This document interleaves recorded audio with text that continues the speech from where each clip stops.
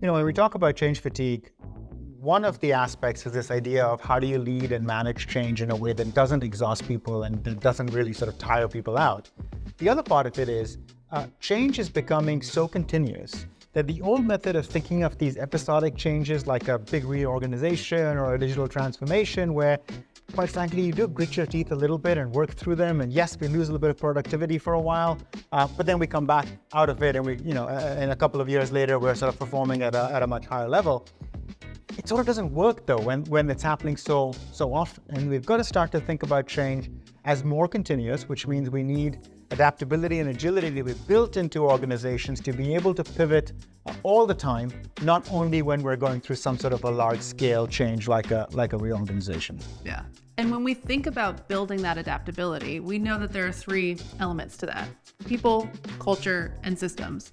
So starting with people, you need people who have some change capabilities and who also have a desire to change and to pivot as the environment warrants it. And then you need cultures that are built to be more proactive, the right amount of kind of appropriate risk-taking, that are going to be thinking about a multi-stakeholder view of things, right? So having all of that built into the ways that your organization operates, right? It's how it's done around here. And then the third is to really have systems and processes that are built to be able to be flexible, that can actually adapt as the environment or as changes require them to, rather than hyper rigid, set in stone ways of operating that really can't adapt with the changes that come along.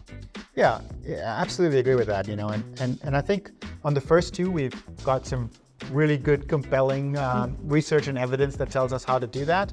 And the third one is what we're exploring these days, right? The third one is where we've got still some work to do to really understand how to create those flexible management systems. Yeah, and how do you do it really across the whole organization, right? Because there's so many systems and processes in place that sometimes addressing one, it's not going to be enough to really allow the change to stick over time. Yeah.